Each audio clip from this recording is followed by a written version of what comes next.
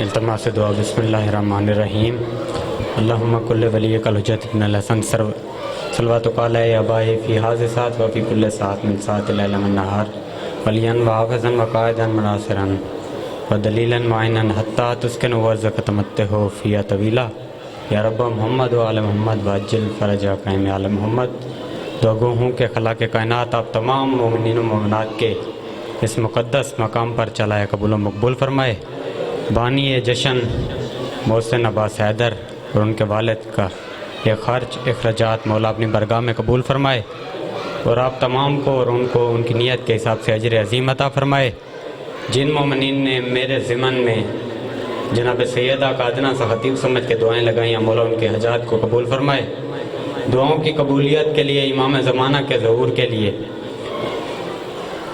ہمیں اس قابل بنائے کہ تاکہ میرا 12واں آقا حقیقی حجت المسلمین آیت العظمیٰ بقیت اللہ عین اللہ جنب اللہ لسان اللہ وجہ اللہ حقیقی حجت المسلمین آیت العظمیٰ رہبر معظم ثانی حیدر مثل محمد آقا دو جہاں مالک کونو مکان امام زمن کا مولا جل ظہور فرمائے تاکہ میرا 12واں آقا کعبے میں آ کے محمد والی نماز پڑھ کے زمانے کو بتائے یزید کی نماز اور حسین کی نماز میں فرق کیا تھا۔ دعاؤں کی قبولیت کے لیے سرکار کے ظہور کے لیے سارے حضرات خلوص نیت سے صلوات پڑھتے ہیں۔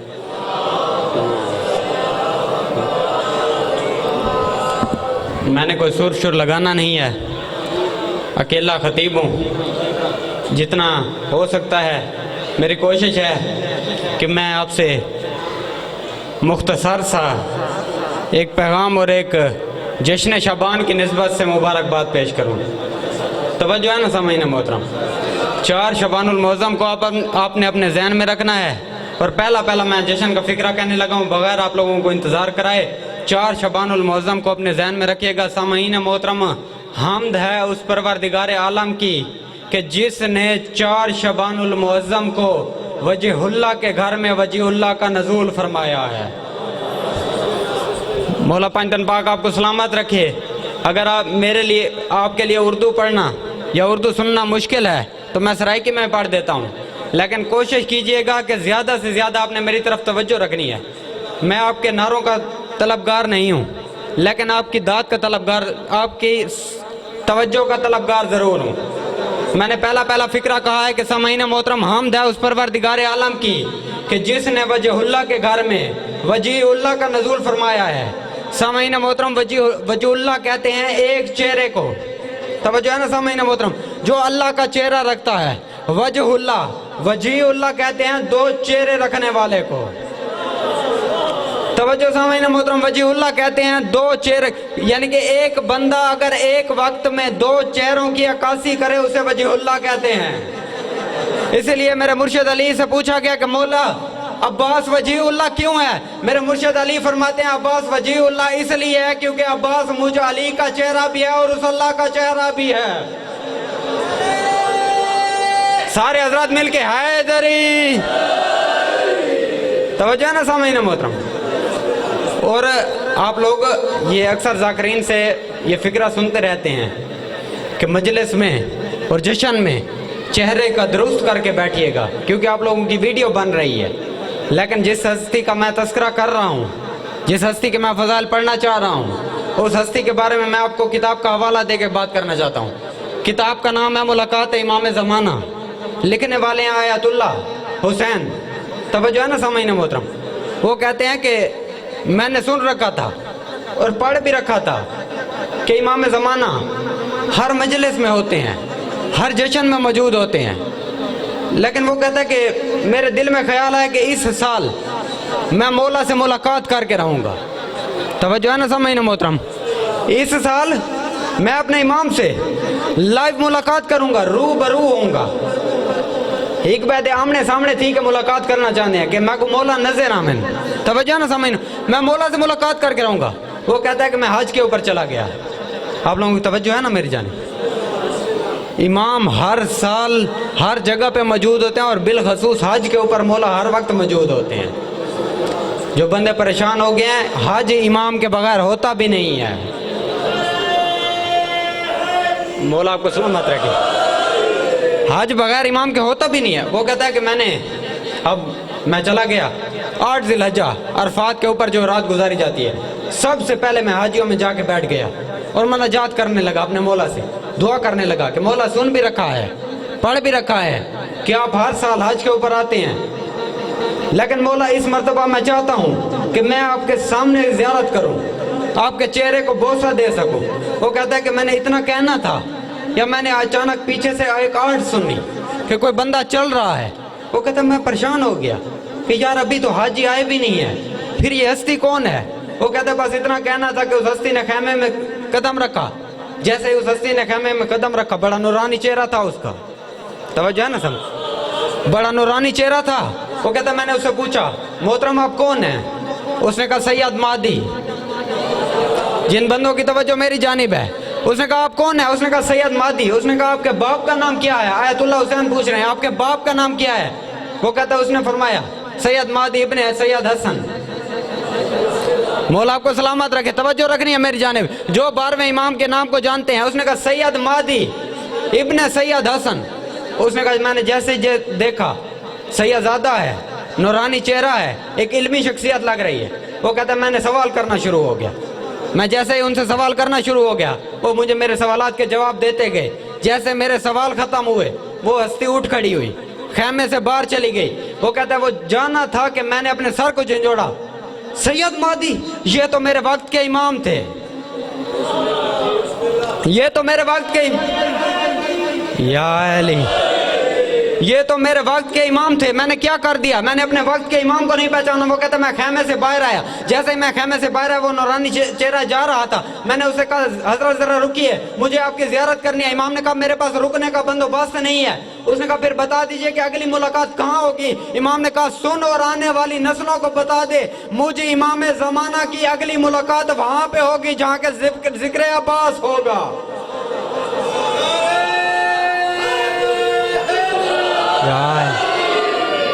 जहाँ पे जिक्र अब्बास होगा मेरी मुलाकात वहीं पे होगी। और इमाम ने कहा आगे सुन और आने वाले नस्लों को बता देना, मुझे इमाम पर यह वाजिब है कि जहाँ पर अब्बास पढ़ा जाए मैं वहाँ पर हाजिर हूँ।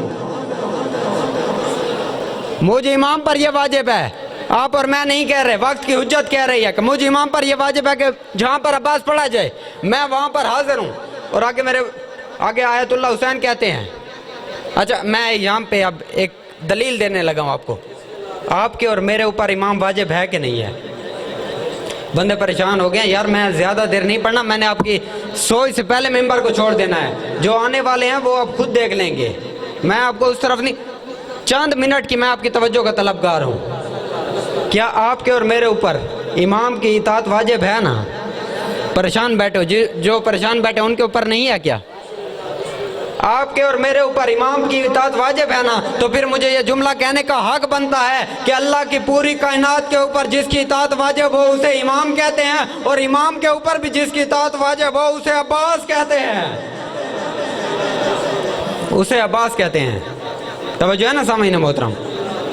बस मैं जो मौला अब्बास ने 10 मुहर्रम के दिन को खुतबा दिया है, मैं वो खुतबे के चंद सत्रें आपकी नज़र करके मेंबर हवाले करना चाहता हूँ। जब 9 मुहर्रम को पानी ख़त्म हो गया था ना मौला हुसैन के, अक्सर लोग ये फ़िक्रा बड़े उसमें कहते मौला हुसैन से पानी ख़त्म हो गया था। ख़त्म नहीं हुआ था भाई, मौला हुसैन ने खुद ख़त्म किया था। वक्त की हुज्जत कभी मजबूर नहीं हो सकती। तवज्जो सामीन मोहतरम, मैं यहाँ पे ये आप लोग कहेंगे तो मैं आपको किताब से भी दिखा दूंगा। जब पानी ख़त्म हो गया ना, वो लश्कर यजीद आ गए, उनको पता चल गया। उन्होंने कहा हुसैन अगर आप बैत कर लेते हैं ना नऊज़ बिल्लाह यजीद की, हम आपको पानी देते हैं। मौला ने कहा जब पानी की एक बूंद लेके आ, मैं हुसैन बैत करने के लिए तैयार हूँ। वो कहता है अब मैं दौड़ा 9 लाख के पास कि कोई पानी दिखाए। जिसके पानी था सारे का सारा पानी खुश्क हो गया। जिसके पास मश्क में पानी पड़ा था मश्क खुश्क हो गई, दरिया फुरात खुश्क हो गया। मौला आपको सलामत रखे, मैं कोई ऐसी वैसी बात नहीं कर रहा, मैं बड़ी जिम्मेदाराना गुफ्तगू करने का आदी हूँ। आप भले ही तवज्जो मेरी जानिब रखे और मुझे दात ना दे, लेकिन तवज्जो मेरी जानिब ज़रूर रहे आपकी। वो कहता है मैं हैरान हो गया کہ پانی کہاں چلا گیا؟ دریا خشک ہو گئے، 9 لاکھ کے مشکیزیں خشک ہو گئے۔ جب خشک ہو گئے میں حسین کے پاس گیا، مولا حسین نے اپنا پاؤں کی ٹھوکر مار کے زمین کو دکھایا، پانی ہمارے پاس ہے، ہم تمہارے محتاج نہیں ہیں۔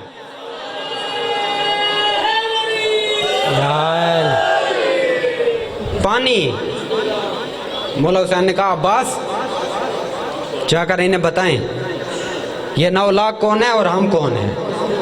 اب عباس نے توجہ میری جانب، بس میں چند سطریں تلاوت کرنا چاہتا ہوں اس خطبے کی، پورا خطبہ نہیں پڑھتا آپ کے سامنے۔ مولا عباس آئے، اب آپ لوگ دیہات کے لوگ ہیں، آپ لوگ بھی اگر اس چیز سے وابستہ نہیں ہیں تو پھر میری اپنی قسمت ہوگی۔ آپ لوگوں کی یہاں پہ اکثر دیکھا ہوگا کہ گھوڑا ایک سواری کے طور پہ استعمال ہوتا ہے۔ گھوڑے کی ایک عادت ہے، جب گھوڑا کسی میدان پہ یا کسی جگہ پہ ٹھہرتا ہے نا، وہ ایک جگہ پہ نہیں ٹھہر سکتا۔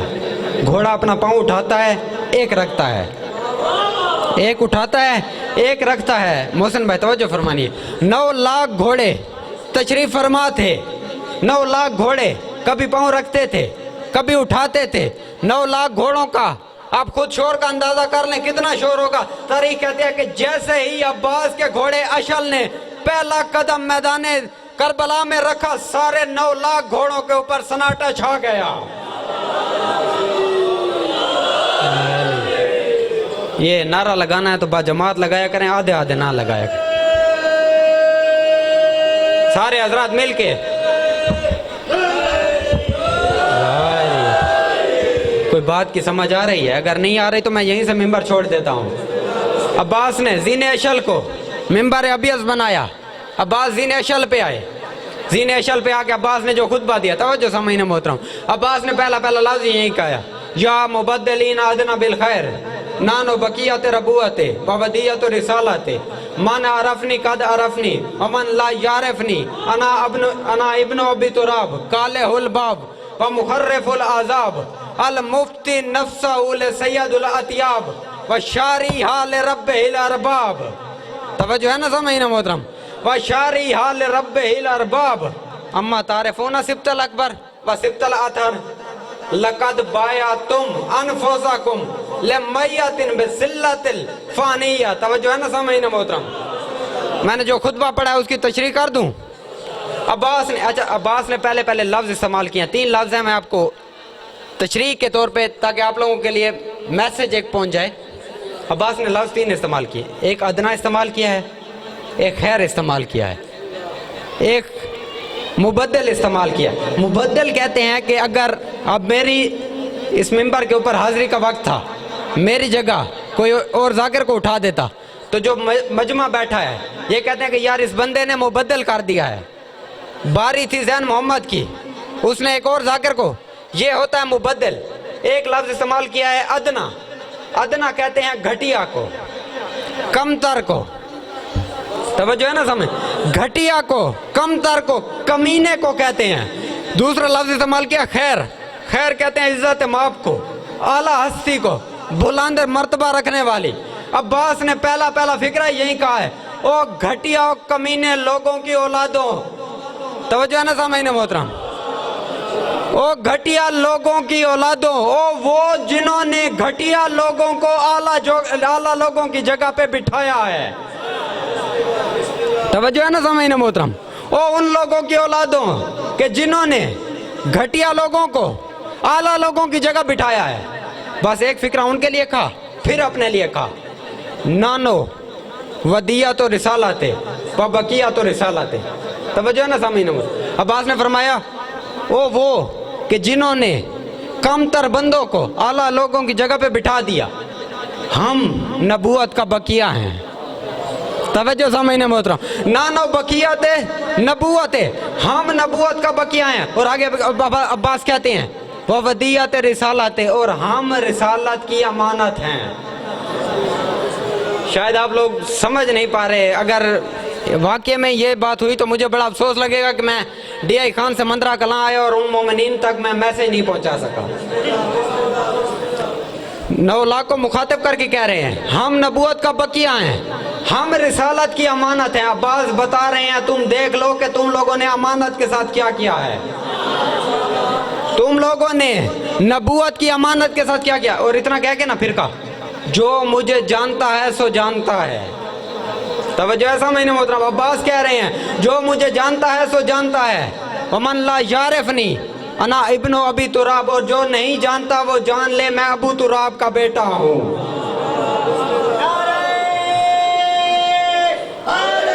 مولا آپ کو سلامت رکھے.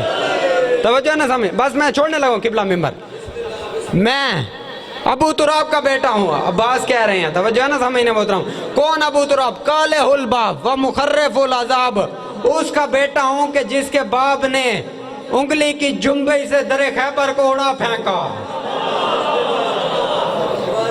مولا آپ کو سلامت رکھے. اس کا بیٹا ہوں اس ابو تراب کا کہ جس کے باپ نے انگلی کی جنبی سے در خیبر کو اڑا پھینکا.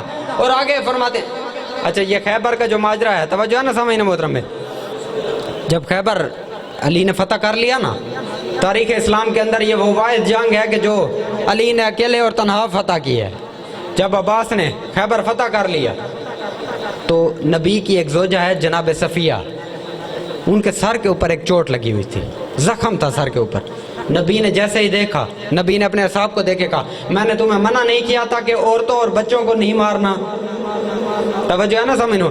اس سے پہلے کہ وہ اصحاب کچھ کہتے، جناب صفیہ نے کہا کہ یا رسول اللہ لما داخل علی ابن ابی طالب فی حسن اعتزل بابا، لما اعتزل بابا اعتزل حسنہ، کہ جیسے علی نے ہمارے حسنے کے اندر، ہمارے قلعے کے اندر قدم رکھا اور در خیبر کو ہلایا، تو صرف در خیبر نہیں ہلا بلکہ پورا قلعہ ہلا، بلکہ پورے کا پورا قلعہ ہلا. اور جیسے ہی جناب صفیہ نے یہ کہا کہ علی نے جیسے ہی در خیبر کو ہلایا پورا قلعہ ہلا، آگے سے رسول نے جناب صفیہ کو تسلی دیتے ہوئے کہا کہ صفیہ صرف قلعہ نہیں، لما علی داخلہ، توجہ نہ سمجھنا محترم، داخلہ علی فی حسن، کہ جب علی نے تمہارے قلعے کے اندر قدم رکھا اور در خیبر کو ہلایا، تمہارا قلعہ ہی نہیں، در خیبر ہی نہیں، اعتزل عرش و سمائے، لما اعتزل عرش و سمائے اعتزل عرش اللہ بے غضب علی ابن ابی طالب، کہ اے صفیہ جب علی نے در خیبر کو ہلایا صرف تمہارا قلعہ نہیں ہلا بلکہ اللہ کے زمین اور آسمان ہلے. اللہ کے زمین و آسمان بھی نہیں ہلے بلکہ اللہ کا پورا عرش ہلا. اللہ کے پورے عرش میں زلزلہ آیا بے غضب علی ابن ابی طالب، علی کے غضب کی وجہ سے.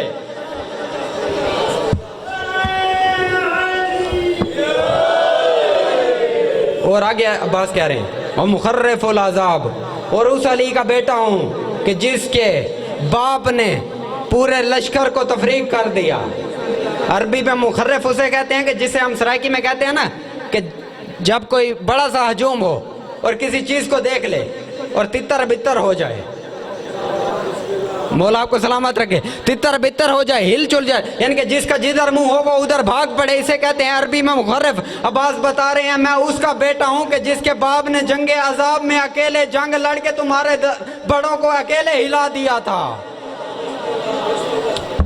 اور جب علی نے جنگ عذاب فتح کر لی، جو رسول نے جملہ کہا وہ تو کہا، اللہ نے قرآن میں کہا یا رسول کفا اللہ المومنین قتالا، حبیب آج تو اللہ کی جنگ مومنین کے لیے کافی نہیں ہو گئی. توجہ نہ سمجھ، بس میں آخری جملہ. اور آگے عباس فرماتے ہیں اما تعرفون، کیا تم جانتے ہو سبت الاکبر کہ نبی کا پاک نوازہ کون ہے؟